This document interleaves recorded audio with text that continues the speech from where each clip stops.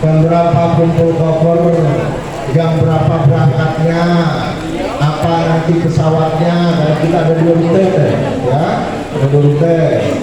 Semua nanti akan dijelaskan schedule-nya. Yang kedua, apa-apa saja nanti yang Bapak Ibu diperlukan ya, semua nanti akan dijelaskan secara rinci ya. Saya kira ini saja dulu, saya hanya mengantar saja. Dan harapan saya, kenapa kita buat susun perbis tadi, saya ulangi yang baru datang, supaya kita semua kenal, teman sekamar, teman sebis, kemudian teman satu rombongan. Itu tujuannya. Jadi bis itu tadi banyak nanya, Ustaz kok saya sekamar dengan itu kok bisa bis? Tidak apa-apa, intinya yang penting berangkat. Nah, kalau di bis aja tidak usah dipersoalin, orang semua kita satu hotel, satu tempat, sama-sama semua ada di sana ya. Karena tidak mungkin bis ngangkut 175 orang, tidak mungkin. Makanya dibuat per bis itu. Di setiap bis satu sudah disampaikan kemarin itu, ada nanti Pak Ambo di situ sama istri, sama ada Mbak Devi, ada Pak Ambo. Ada nanti yang mendampingi di situ, ada guide. Kami akan dibantu 3 guide untuk nanti di sana. Itu Ustaz Alimin, dia mendampingi di situ di bis 1. Kalau bis 2, saya di situ sama Mas Adit ini. Mohon berdiri Mas Adit. Yang bis 2 bapak-bapak yang belum kenal, beliau. Ini putra mahkota Pak Abu Dalek, cucu beliau. Nah, kalau bis 2 ini aman.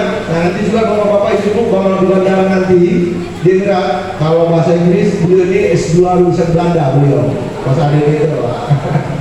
Jadi kalau dia bilang nanti ada yang nyasar takut, nah cari aja Mas Aditnya ya. Di bis 2 sama-sama saya nanti. Terus ada nanti mutawif mendampingi saya di bis 2 itu namanya Ustaz Imam Syah. Jadi Imam Syah namanya ya. Terus bis 3 itu bis 3 ada Pak Dokter yang belum kenal Pak Dokter di situ. Nah, enak kalau bis 3 ini kalau yang sakit ada Pak Dokternya di situ. Tapi udah ada yang sakit ya, sehat semua. Terus ada Pak Haji As'ad, Mas Arafat, putra Pak Haji Pelek, ada juga di situ, belum datang dia. Nah, nanti ada guide nanti yang mendampingi di situ di sana yang ketiga namanya Taufik. Nah, Taufik namanya ya. Itu nanti yang mendampingi sebagai mutawifnya di situ. Terus bis 4. Nah, bis 4 siapa bis 4? Nah, ini perlu tahu. Nah, di situ Ustaz Fahrudin. Kemudian mutawifnya di situ luar biasa.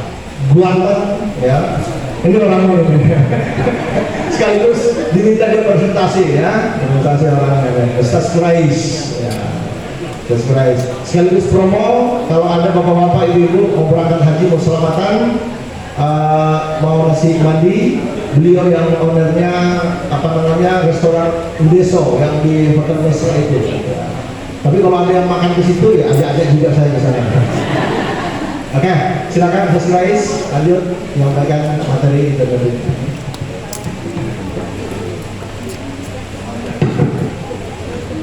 Jauh lagi. Bismillahirrahmanirrahim. Assalamualaikum warahmatullahi wabarakatuh. Alhamdulillah wassalatu wassalamu ala Rasulillah la nabiyya ba'da wala haula wala quwwata illa billahil aliyyil azim. Saya lihat wajahnya pagi ini tegang-tegang semua. Ada apa ya? Oh dingin, kirain mau ketemu saya gitu. Baik Bapak Ibu, perkenalkan nama saya Muhammad Quraisy. Saya di bagian mutawif di bus 4 nantinya yang akan mendampingi Bapak dan Ibu sekalian. Dan selama nanti dalam perjalanan, insya Allah saya akan, karena kita akan dibagi menjadi 2 kelompok untuk penerbangan ya. Nanti kita lanjutkan penjelasannya. Yang pertama, itinerary perjalanan haji ya. Kita akan melakukan perjalanan haji yang insya Allah pertama-tama kita setelah ini akan dibagikan koper bagasi. Ada kopernya, ini dia bentuk kopernya ya. Satu orang nanti akan mendapat 1 koper sebesar ini. ya.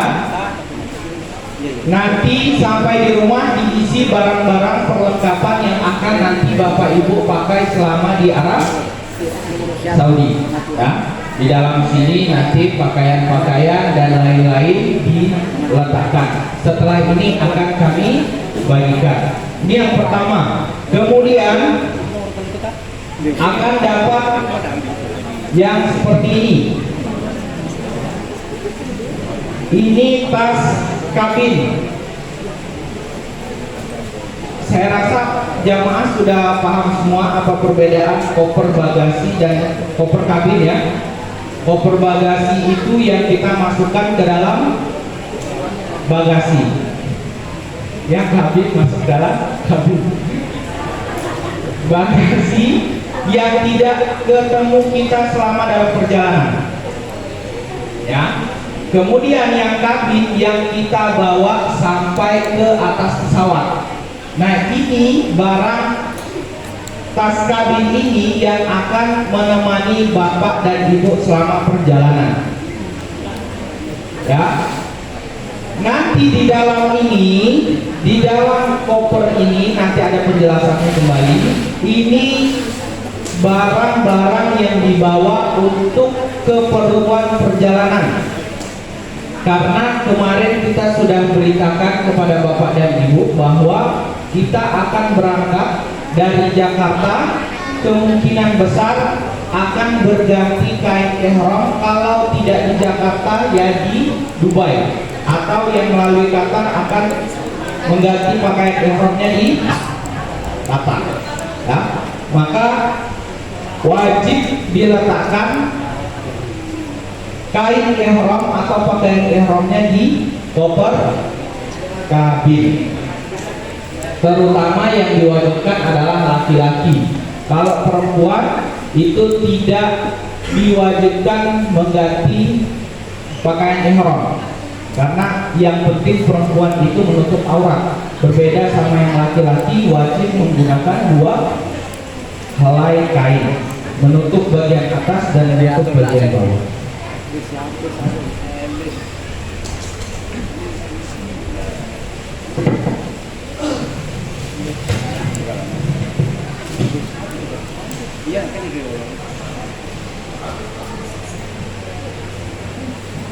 Kemudian Bapak dan Ibu akan dibekali tas jinjing. Tas jinjing, ya, bahasa Indonesianya. Tas jinjing, satu orang akan mendapat satu yang seperti ini. Ini kegunaannya nantinya akan kita gunakan selama dalam perjalanan. Dimanapun Bapak berada, kalau bisa ini selalu dibawa, karena yang ini yang digunakan atau yang menempel selalu di badan Bapak dan Ibu. Ini banyak sekali kegunaannya, terutama nanti diberikan dokumen-dokumen penting seperti paspor. Bapak dan Ibu akan diserahkan masing-masing paspor ketika berada di Jakarta, ya. Nah, ini di bagian belakangnya hati-hati karena ada 2 mirip kantong. Yang satu kegunaannya untuk tempelan, nah, untuk gantung seperti ini, dan yang satunya memang untuk masukkan barang. Nah, ya. Satu paspornya jemaah, ya. Kami di Kolombo lagi. Sehingga Pak Haji itu sudah stres sudah kita, karena sudah harus berangkat. Karena buru-buru, ini tas yang di belakang, tidak dimasukkan di sini paspor, ternyata di sini keluar jatuh. Untung ada orang bule yang baik mendapatkan paspor itu, hampir ketinggalan. Berangkatnya ya dia berakhir.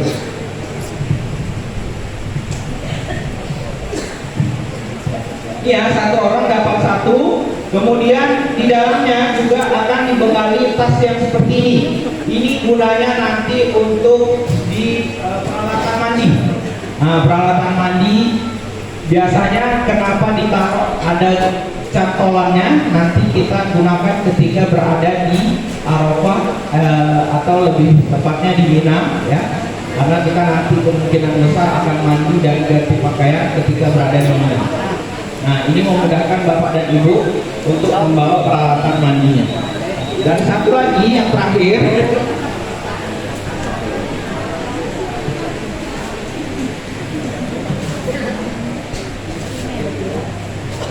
ini tas sendal. Nah, tas sendal ya. Jamaah akan dibekali tas sendal. Kalau saya pribadi itu jarang sekali saya pakai tas sendal ini karena yang ini sudah cukup untuk saya. Jadi saya taruh sendal saya di dalam tas cincin ini. Yang penting dibawa plastik ya, dibalut sama plastik agar tidak mengotori bagian yang lain ya. Kemudian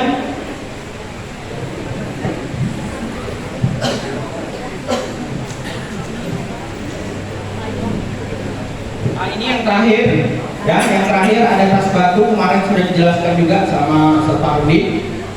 Tas batu ini, tapi beberapa tahun kemarin kita sudah tidak memerlukan lagi karena batunya sudah disiapkan oleh maktab kita ketika berada di Arafah. Nanti di Arafah itu kita ambil kolektif berapa jamaah kita, 173. Mereka akan bagikan batu yang berjumlah 173 pak. Ya, di dalam batu tersebut, dalam satu paknya itu mungkin lebih daripada 50 batu. Padahal penggunaan kita itu hanya lebih daripada 100 batu maksudnya ya. Karena penggunaan kita itu kalau dihitung itu 73 tambah 7, 78.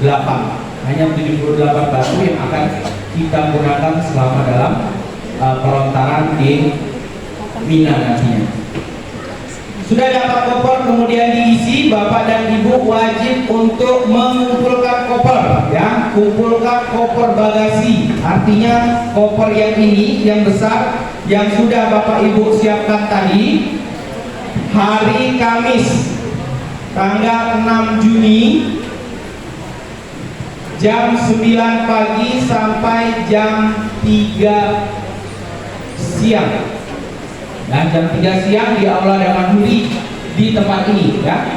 Dengan catatan pakaian ihram laki-laki wajib berada di luar koper bagasi. Artinya di dalam koper kabin ya. Karena akan digunakan ketika berada di Jakarta sebelum terbang menuju ke Jeddah. Sudah? Selanjutnya koper bagasi diisi sama pakaian yang nyaman untuk ibadah ya. Koper yang ini, kalau saya cerita masalah pribadi saya. Kalau saya itu gak banyak bawa pakaian. Paling yang pertama pakaian dalam, baju dalam, kemudian celana pendek, celana panjang, kemudian gamis. Saya itu punya 10 gamis, saya bawa semua. Jadi selama di sana saya jarang sekali pakai celana kecuali dengan baju seragam batik ya. Kalau nggak pakai seragam batik jarang saya pakai celana. Di sana lebih nyaman, lebih enak itu kalau laki-laki pakai baju gamisan. Karena setiap kita ke masjid kemanapun pasti kita melihat orang-orang pakai gamis. Karena kulturnya mereka itu terbiasa santai dengan baju gamisnya ya. Makanya kalau di sana jarang saya pakai celana. Nah, kemudian obat-obatan jika membawa banyak.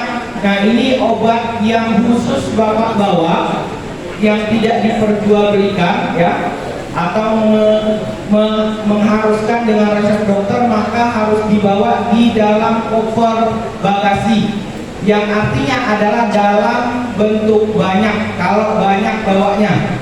Kalau seandainya nanti untuk dalam perjalanan, maka jangan diletakkan di dalam koper bagasi. Sebagian dalam perjalanan nanti dibawa di tas cincin ya. Lanjut, nah koper kabin, apa isinya koper kabin? Kain ihram, keperluan dalam perjalanan ya, sudah dijelaskan tadi. Kemudian surat MCU, medical check up, wajib Bapak Ibu bawa. Sudah diserahkan semua ya. Sebagian ada yang belum, nanti datang ke kantor besok untuk ambil MCU-nya. Surat medical check up wajib Bapak Ibu bawa dalam perjalanan.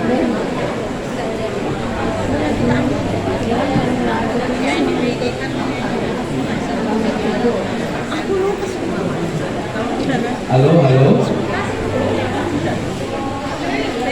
Kemudian tas jinjing, Bapak Ibu, tas jinjing ini ditaruh di dalamnya buku doa, agar nanti ketika dalam perjalanan Bapak Ibu bingung mau doa apa, ada buku doa yang bisa Bapak Ibu baca.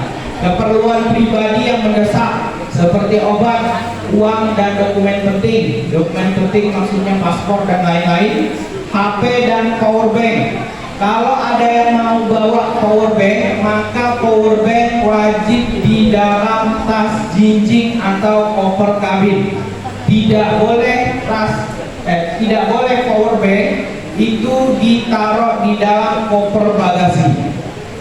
Dan maksimal itu 20.000 mAh. Ya, 20.000. Jadi kalau mau bawa power bank, mohon dicek dulu berapa nih power bank yang kapasitasnya. Ya, kalau di atas 20.000 mAh berarti wajib untuk diganti power bank, karena tidak bakal diizinkan untuk penerbangan. Selanjutnya ada receiver atau alat dengar yang nantinya akan kami bekali satu jamaah satu alat receiver. Nanti kita gunakan ketika kita berada di Arab Saudi, digunakan ketika melaksanakan umroh ataupun khutbah di Arafah. Nanti diwajibkan untuk membawa receiver atau alat dengarnya.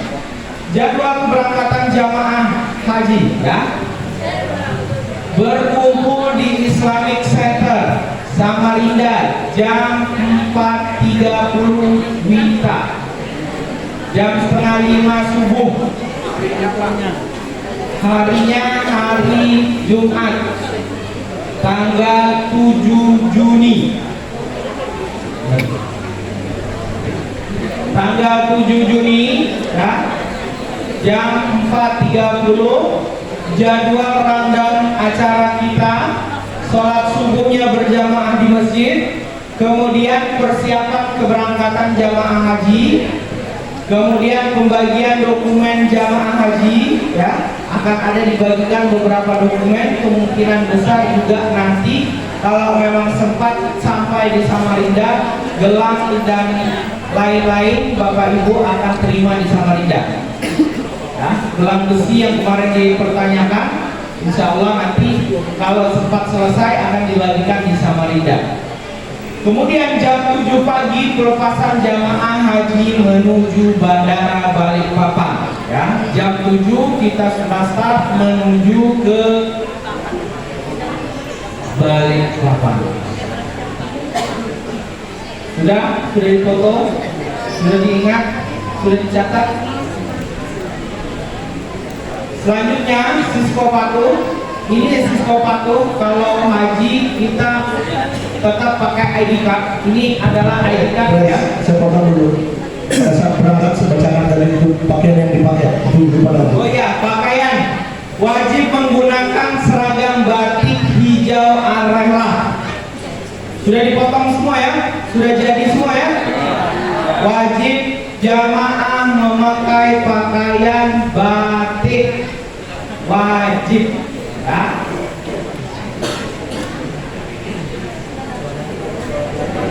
Celananya bebas untuk yang laki-laki, kemudian yang perempuan nanti akan dibagikan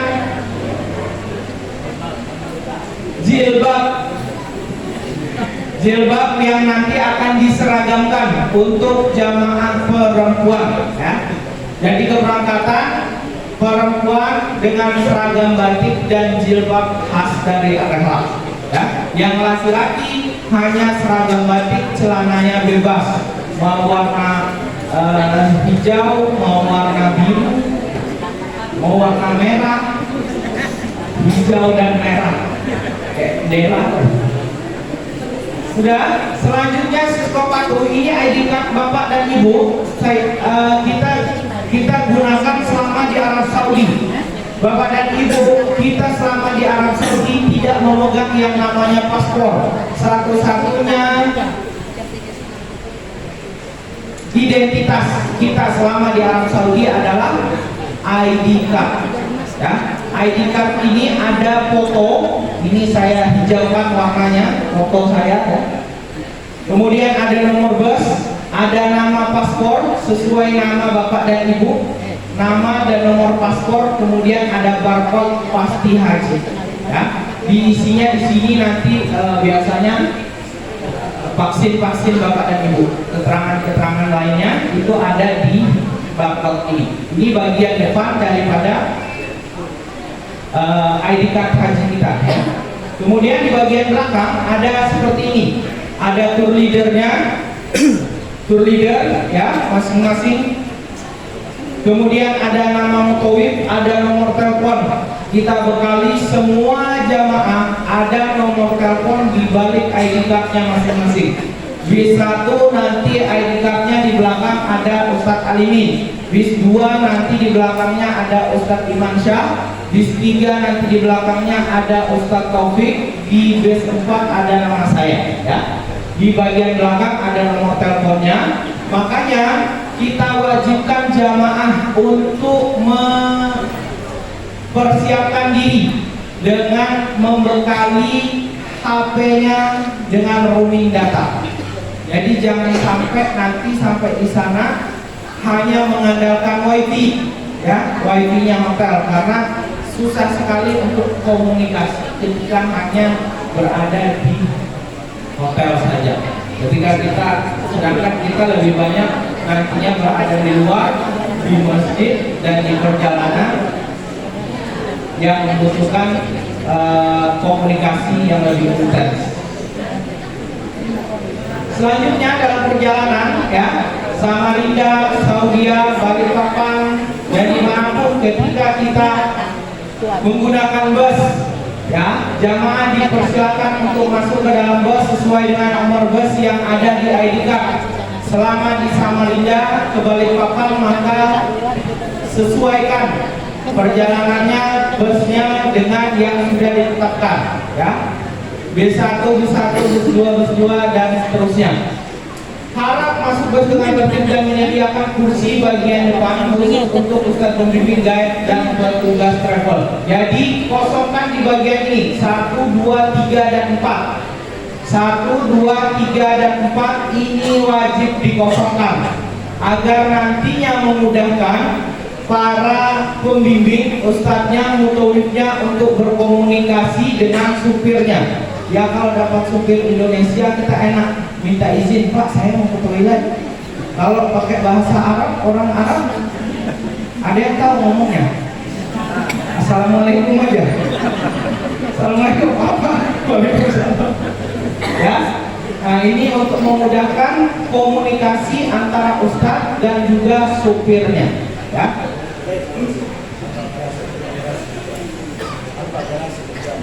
Ya. Jadi yang dikosongkan 1, 2, 3 dan 4 ya. Jangan diisi di kursi 1, 2, 3 dan 4 ya. Kemudian mengutamakan lansia dan anak-anak untuk memasuki bus terlebih dahulu. Barang yang naik ke atas bus harap diletakkan dengan rapi. Jadi jangan meletakkan barangnya di lorong karena akan menghambat jamaah yang lain, akan mengganggu jamaah yang lain. Kalau memang bawa, apalagi kita masing-masing dibekali satu apa ini namanya, satu bagasi ya, satu kabin. Satu kabin ini otomatis akan kita bawa naik ke atas bus dan diletakkan kalau bisa di bawah kursinya masing-masing atau di depan kursinya masing-masing ya. Agar memudahkan jamaah yang lain, enggak kalau masuk itu enggak harus mereng-mereng gitu, ya. Bisa lurus jalannya. Selanjutnya jadwal keberangkatan ya. Penerbangan ke Jakarta dari Balikpapan, insya Allah kita berangkat tadi dari Samarinda jam berapa? Jam 7. Kemudian sampai di Balikpapan kita insya Allah masuk ke lounge, makan siang dan santai-santai sambil menunggu waktu penerbangan. Setelah itu kita akan terbang jam 12.15 menggunakan pesawat Pelita Air ya, dari Balikpapan menuju Jakarta. Sampai di Jakarta jam 13.25, jam setengah 2. Kita akan terbagi internasional, kita akan terbagi 2 penerbangan. Yang pertama menuju Dubai jam 17.55 sebanyak 133 orang. 133 orang ini akan langsung menuju ke Dubai ya. Jam 17.55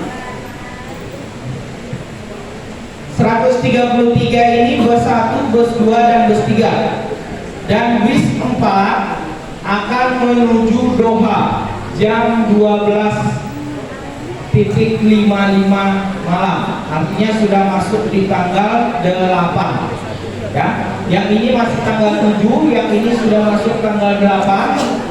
Tapi yang 0055 yang menuju Doha masuk Hotel Transit Jakarta. Jadi setelah kita landing di Jakarta nanti, yang 40 orang langsung masuk ke dalam hotel. Ya, kita masuk dalam hotel transit. Sedangkan yang bis 1, yang 133 ini langsung terbang dan siap-siap menuju penerbangan Dubai. Jamaah diimbau untuk duduk sesuai dengan nomor kursi yang sudah ditentukan oleh penerbangan. Bapak dan Ibu duduk sesuai dengan kursi yang ditentukan oleh pihak penerbangan. Bapak dan Ibu, kita sudah sampaikan, kita tuh punya manifest yang isinya suami dan istri, anak dan orang tua, dan seterusnya ya. Itu sudah kita jadikan satu manifest, kita serahkan ke pihak penerbangan. Tapi kursi pesawat itu adalah haknya pihak penerbangan. Bapak dan Ibu harus duduk di mana.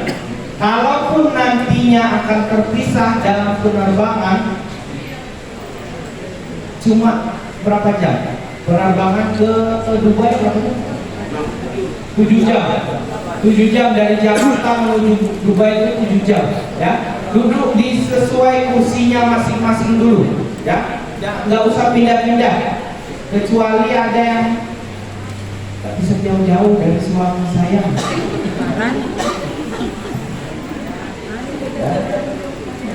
7 jam aja.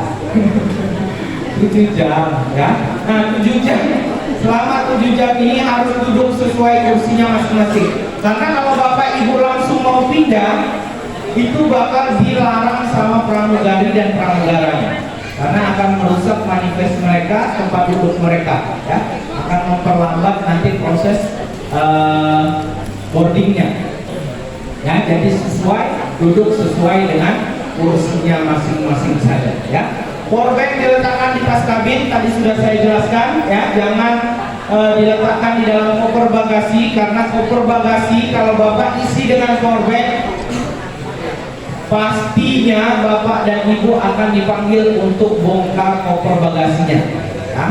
Itu udah pasti kena X-ray, kemudian langsung dipanggil untuk dibongkar. Powerbanknya wajib dikeluarkan ya. Makanlah makanan yang disediakan oleh penerbangan untuk menjaga badan agar tetap prima. Jadi makan, jangan lupa di pesawat makan. Nanti insya Allah selama penerbangan kita akan mendapat makanan ya. Kalau 7 jam penerbangan biasanya paling sedikitnya satu kali makan ya. 1 kali makan berat biasanya. Kalaupun dapat 2 kali, 1 kali makan berat, 1 kali cemilan ya. Makan aja, enak kok. Kok nggak yakin? Enak serius. Pokoknya dia enak-enakin lah.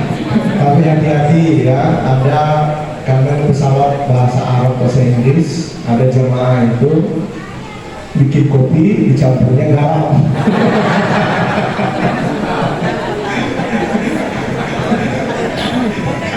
Jadi hafalnya juga sedikit bahasa Inggris satu.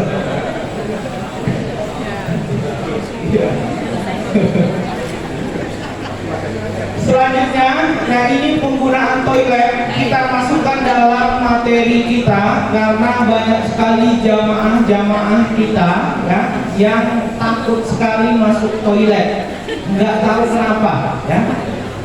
takut sekali, jadi selama 7 jam penerbangan